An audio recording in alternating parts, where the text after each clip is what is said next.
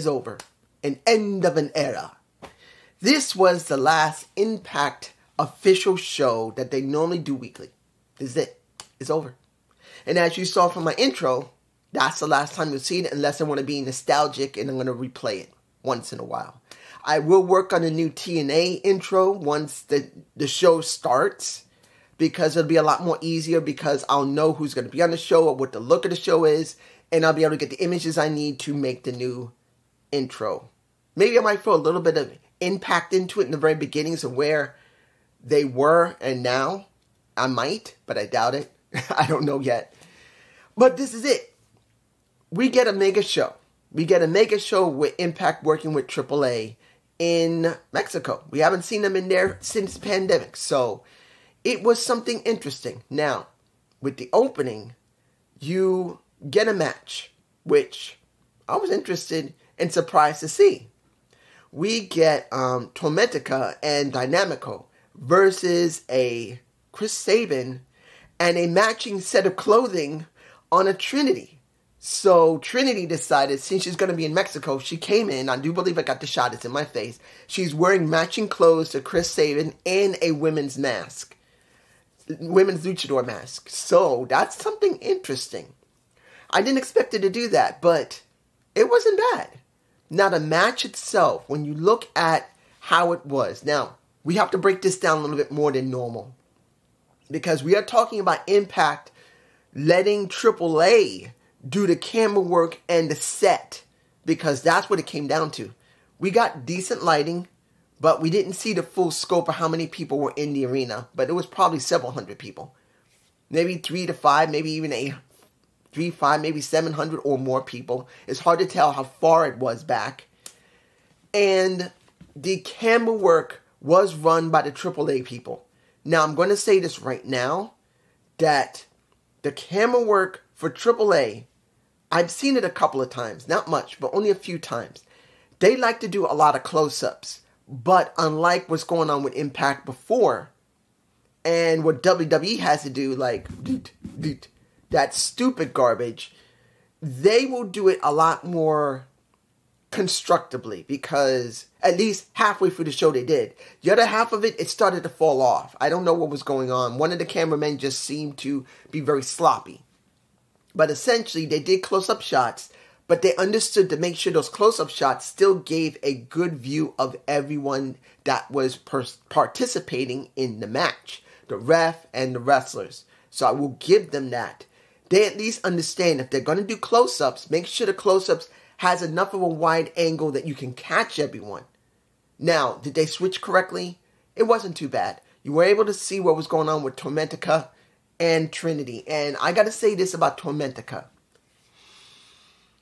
She's not a bad wrestler. But I don't think, since she's never really worked with Trinity before, there wasn't a lot of chemistry. Because there were a few botches between the two of them. It's obvious with Trin, she's never worked with someone from AAA before. She's only worked with people from WWE and only recently in Impact Wrestling.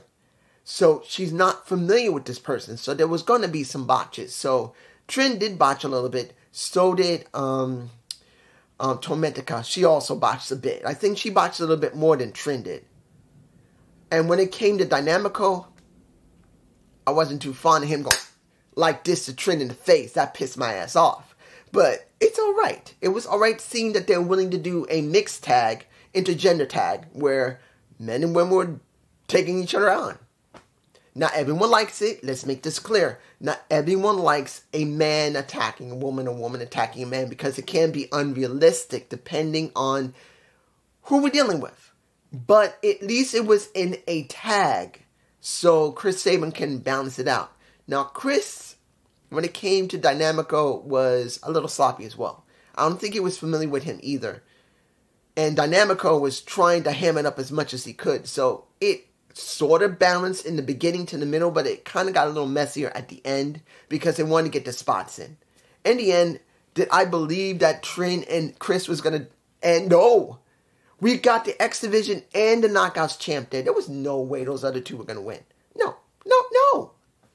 But at least it was done decently well. And then we got a little bit of dance going Trin like this with a Chris Sabin doing...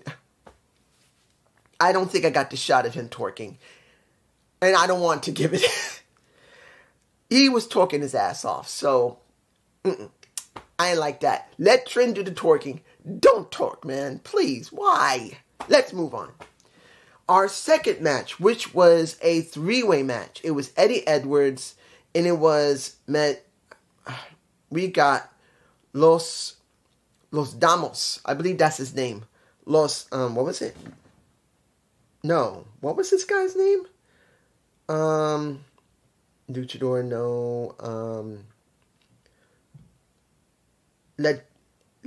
Oh yeah, here it is. Latengo. There's a lot of names here. Latengo and Masite.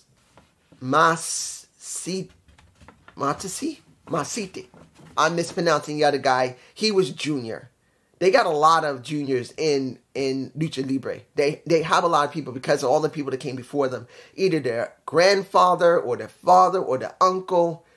Even aunts. I mean, they're female luchadores. Luchadores. I believe that's what they're called. Luchadores also do maybe a junior, I believe. Or a miss. I don't know what they would call it. But essentially, they got a lot of next generations that keep the name going in the family or just someone to pass it on. So, Masidi.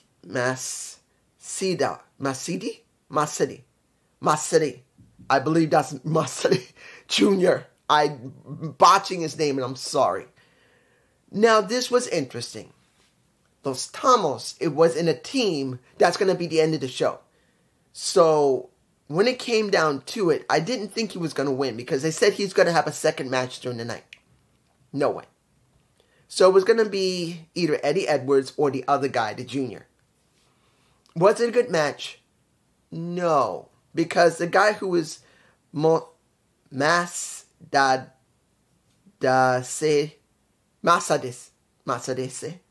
Junior, I keep messing up his name. Why I keep trying?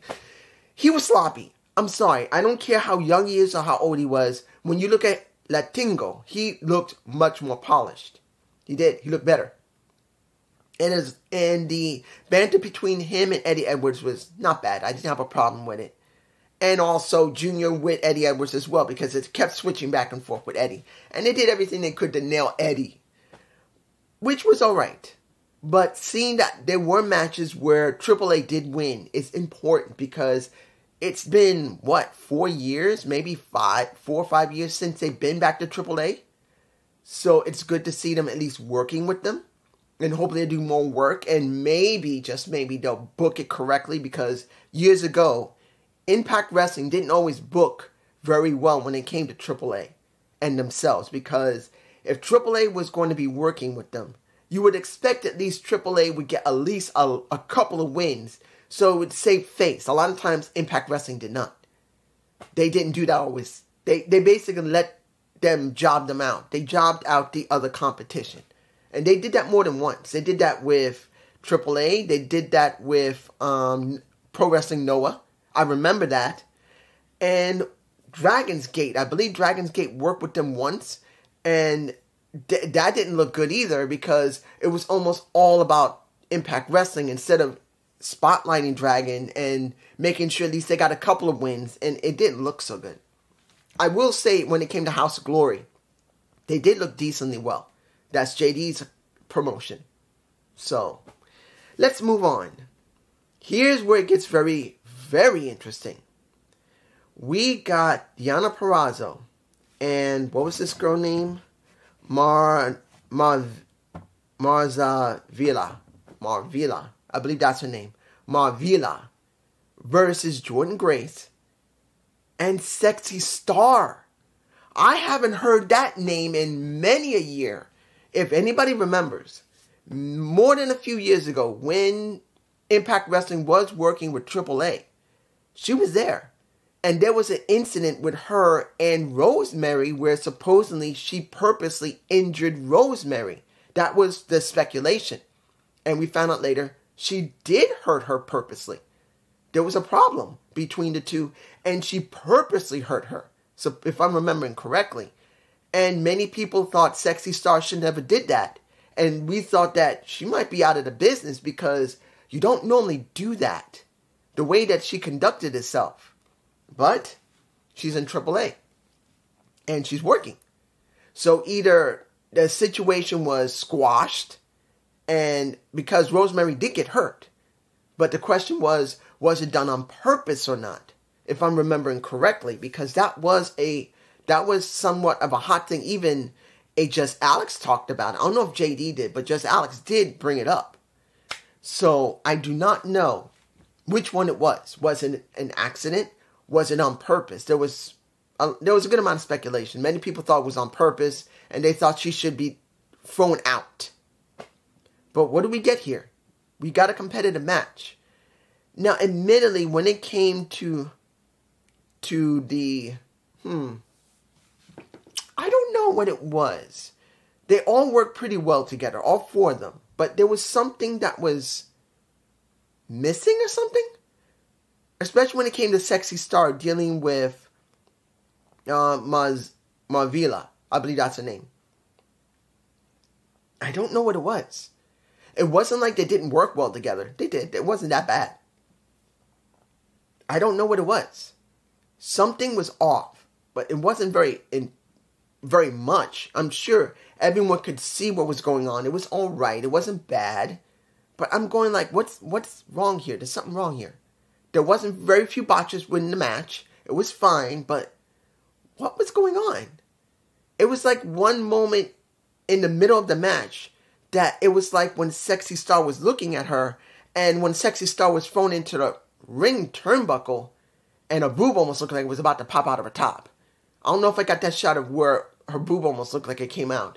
But the way that moment went, it wasn't that the camera was the situation. It was like something was off.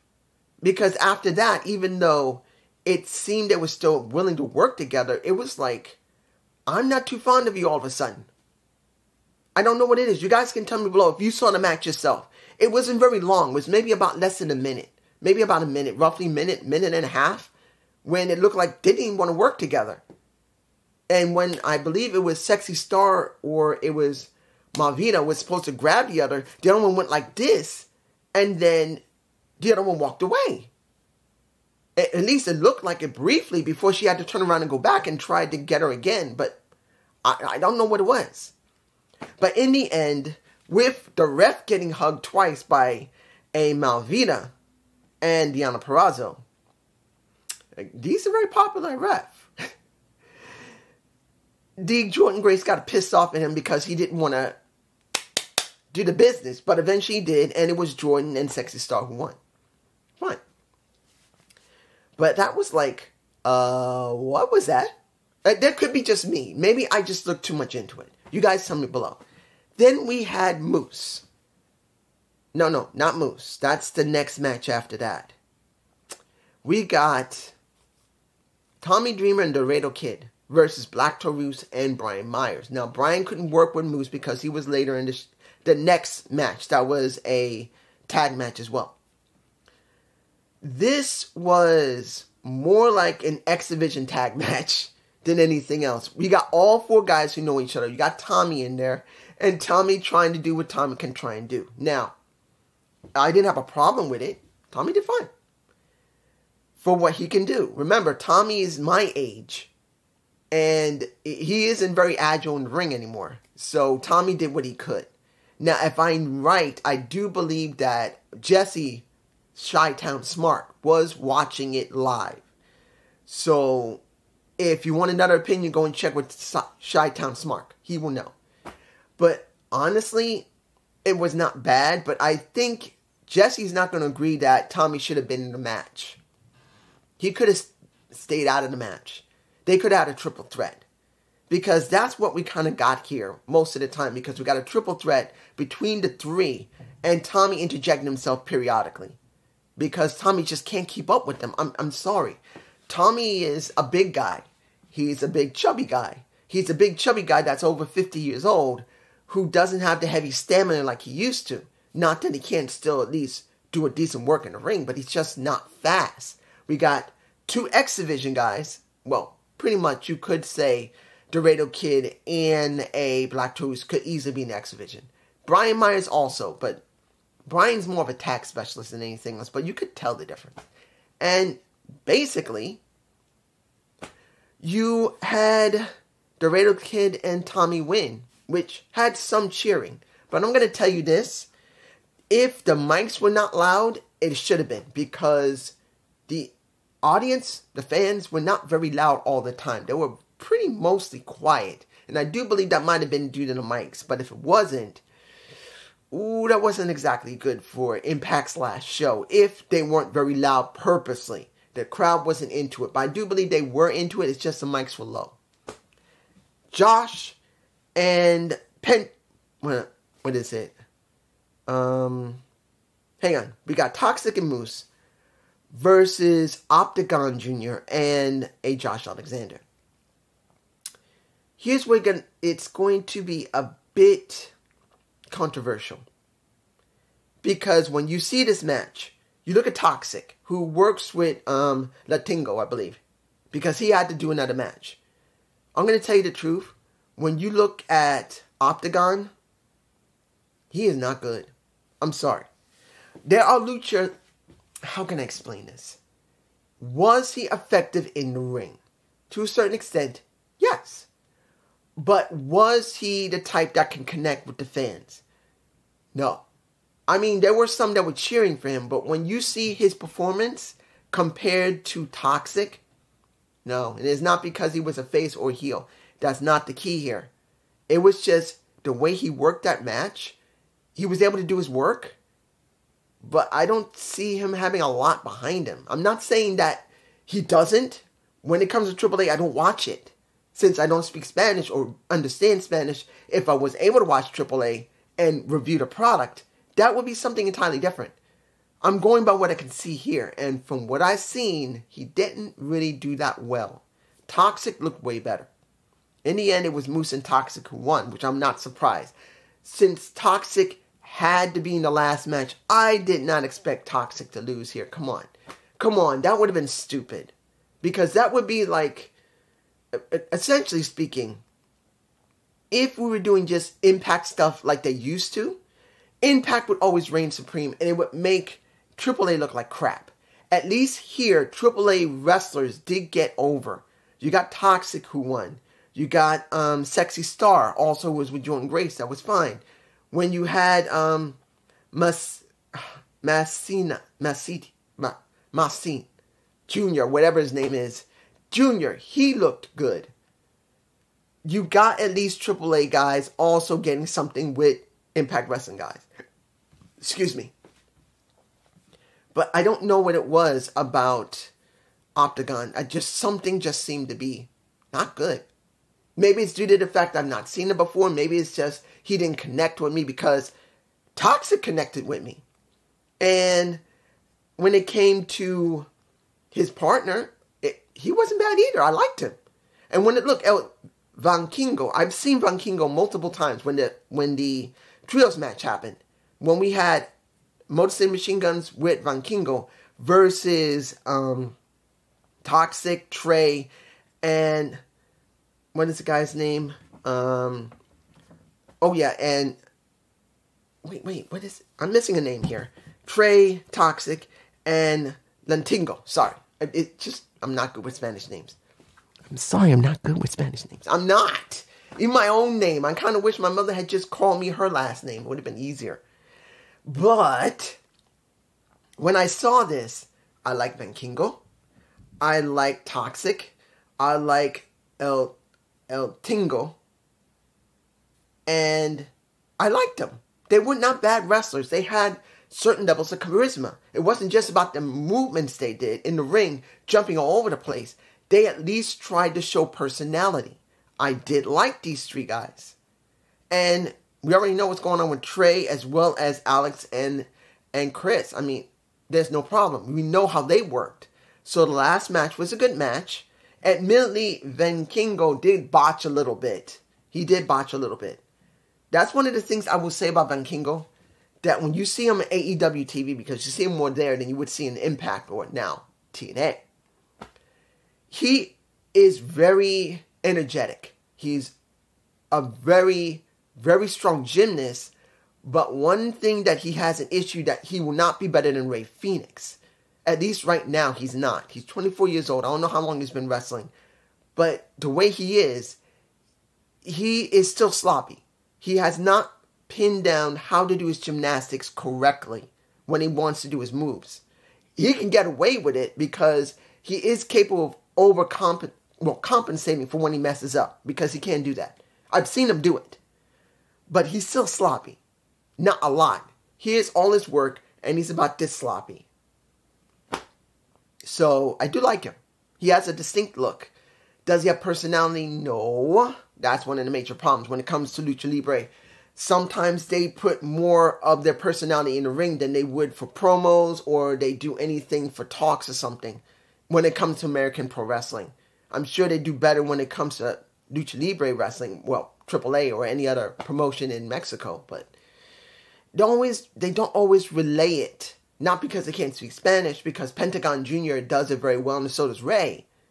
Even Roosh does it well, but sometimes not all of them can. So, El Vikingo sounds good. He does his work well. He does have some level of character, but charisma, sometimes it doesn't show. In the end, Motor City Machine Guns and Vikingo did win. Was this a good ending for Impact Wrestling? I'm going to tell you this. After reviewing Impact since 2012. Guys, it's been since 2012. No, was it 2012? Yeah. I started reviewing Impact Wrestling, not TNA Wrestling. I watched TNA Wrestling from 2010 until 2012. And then I started reviewing it.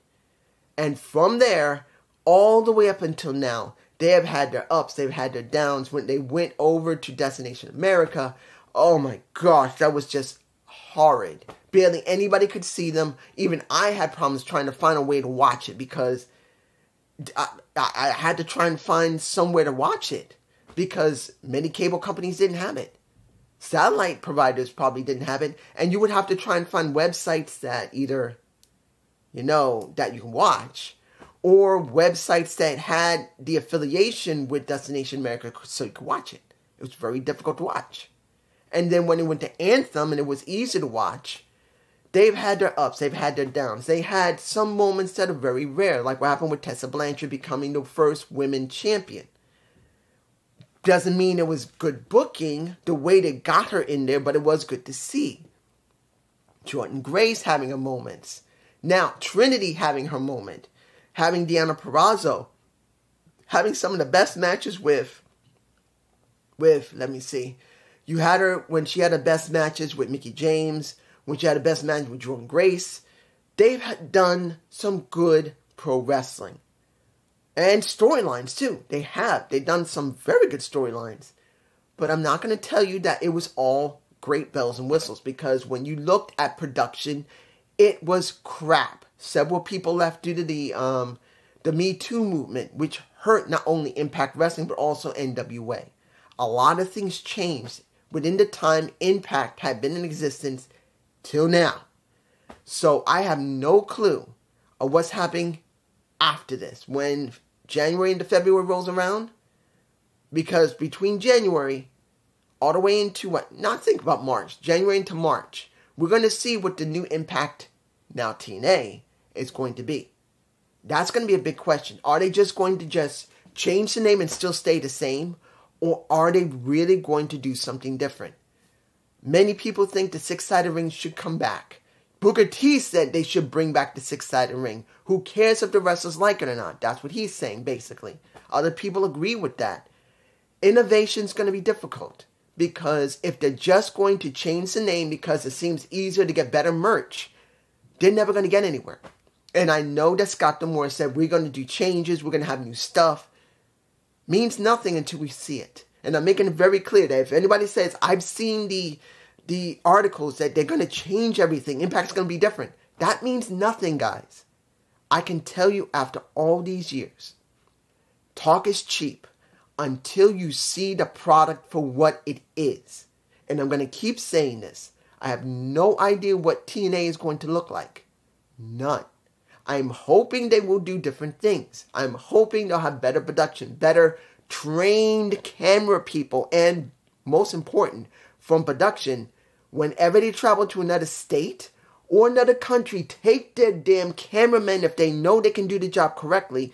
Don't be freaking stingy and use talent from other promotions that you know the camera work will be shit.